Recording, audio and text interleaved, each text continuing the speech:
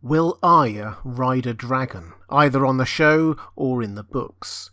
The recently released footage from Season 8 certainly seems suggestive of something, but what?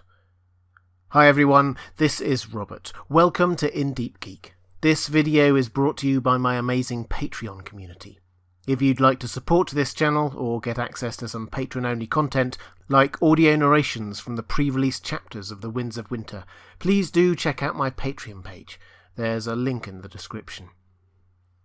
HBO have released another few seconds of footage from Season 8 of Game of Thrones, and it has sparked a lot of conversation. We see the Dothraki and the Unsullied marching presumably northwards in new winter gear, Drogon flying overhead. Then we see a clip of what looks like Winterfell with lots of panicking people in the background. Presumably this is the first time they have seen Drogon, and, well, panic is a very understandable response. Arya, however, seems very poised and actually smiles. It's always tempting to overinterpret small details from trailers, but could this be what some have suggested? A hint that Arya might ride a dragon? Presumably Rhaegal, the only dragon that's left, with Daenerys and the Night King claiming the other two. The evidence for this is based on two things. First, the fact that Arya, way back in Season 1 and Book 1, actually hid in a dragon skull while she was exploring the Red Keep. The suggestion here is that this was foreshadowing in some way. And the second is a conversation she had with Tywin Lannister in Season 2, when she was in Harrenhal pretending not to be herself. She talked admiringly about Aegon the Conqueror's sisters, Rhaenys and Visenya, and in particular Visenya with her dragon and Valyrian steel sword. Could this also be foreshadowing? Arya does, after all, also have a Valyrian steel blade now too. Let's start with the second of these.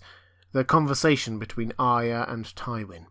First, we should be clear that this never happened in the books, so we can't take this as any kind of foreshadowing for what might happen there. And second, we should probably also note that this was a 5-minute conversation that also covered Arya's need to eat, Tywin's legacy, Harren the Black, how Arya knows so much history, and whether Tywin has met many stonemasons.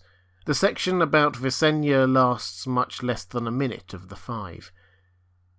In the books, Arya far more often references Nymeria, the warrior queen who led the Rhoynar across the Narrow Sea to Dorne as a role model, but as the show didn't really make much of the Dornish history and culture, it makes sense that they have her talk about Visenya instead, particularly as they were also trying to show at that time quite how significant it was that Dany had just hatched some dragons. So there's little here to suggest that there's any foreshadowing going on, certainly not in the books, and almost certainly not on the show. As far as we're aware, Arya hasn't talked about or thought about dragons for 5.5 seasons. So what about that time she hid inside a dragon skull? Well, here's the description of that incident in the books. "It's dead," she said aloud. "It's just a skull. It can't hurt me." Yet somehow the monster seemed to know she was there. She could feel its empty eyes watching her through the gloom, and there was something in that dim, cavernous room that did not love her. She edged away from the skull, and backed into a second, larger than the first. For an instant she could feel its teeth digging into her shoulder, as if it wanted a bite of her flesh. Arya whirled, felt leather catch and tear, as a huge fang nipped at her jerkin. Then she was running. Another skull loomed ahead, the biggest monster of all, but Arya did not even slow. She leapt over a ridge of black teeth as tall as swords, dashed through hungry jaws, and threw herself against the door. This can't in any way be seen as foreshadowing her bonding with a dragon. Quite the opposite, in fact. It's as if those ancient dragon skulls are attacking her, and she's escaping. Contrast it, for example, to how Tyrion remembers going to see those same dragon skulls when he was much younger. He had expected to find them impressive, perhaps even frightening. He had not thought to find them beautiful, yet they were. Tyrion also remembers feeling that the skulls were watching him, which is interesting in itself, but there is no hint of the menace that was there with Arya. He even puts his hand inside the jaws of one, and the language George R.R. Martin uses is almost playful, of shadows leaping and dancing. It seems clear, Arya's hiding in a dragon skull is not foreshadowing of her bonding with one. If anything, it's foreshadowing of them not liking her. And when you think about it, that actually makes a lot of sense. Arya is a Stark, figuratively representing ice and cold, things we know that dragons don't like. And she is also no one. As magical beings themselves, they will probably be able to sense that something is wrong.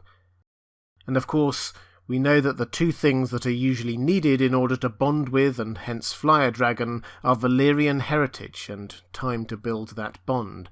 Arya has no Valyrian heritage and very, very little time to form a bond.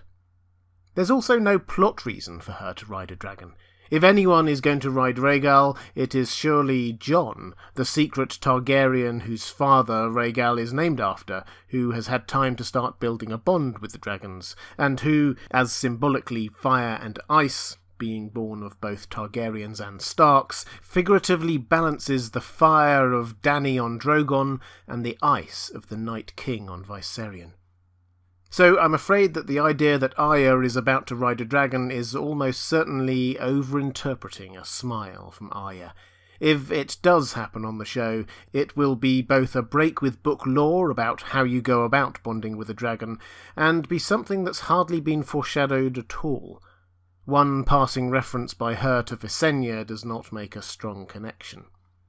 Of course, there is the possibility that she might be a passenger on a dragon ride, with Daenerys on Drogon or Jon on Rhaegal. There is precedent for this. In the show, of course, Dany picks up a whole group of people from north of the Wall: Beric, Tormund, Sandor and Jorah, and in Fire and Blood we read of Rhaena Targaryen going for pleasure flights with her friends on the back of the dragon Dreamfire.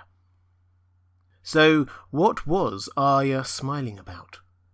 Well, the context here has to be news of the wall falling, and the army of the dead marching towards Winterfell, seemingly unstoppable. They have giants and polar bears and a dragon of their own, of course. Things must be looking pretty bleak.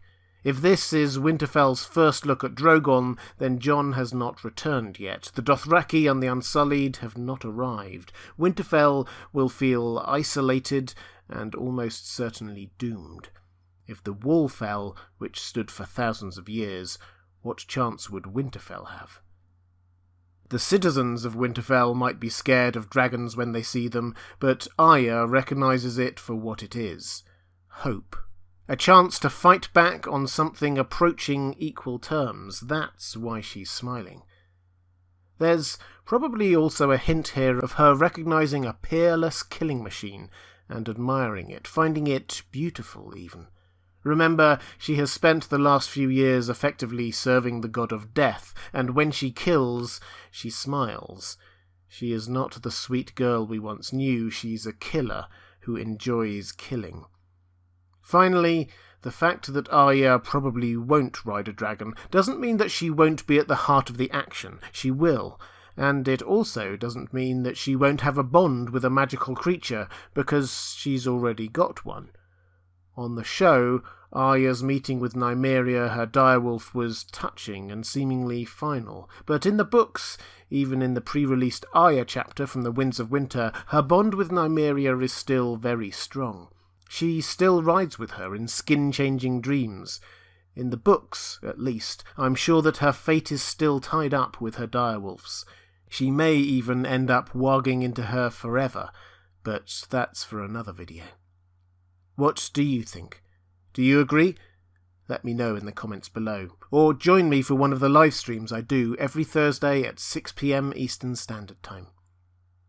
If you'd like to support this channel, or get access to some exclusive patron-only content, like my narrations of the pre-released chapters of The Winds of Winter, please check out my Patreon page at patreon.com/InDeepGeek. That's all for this time. Thanks for watching, and I'll see you again soon.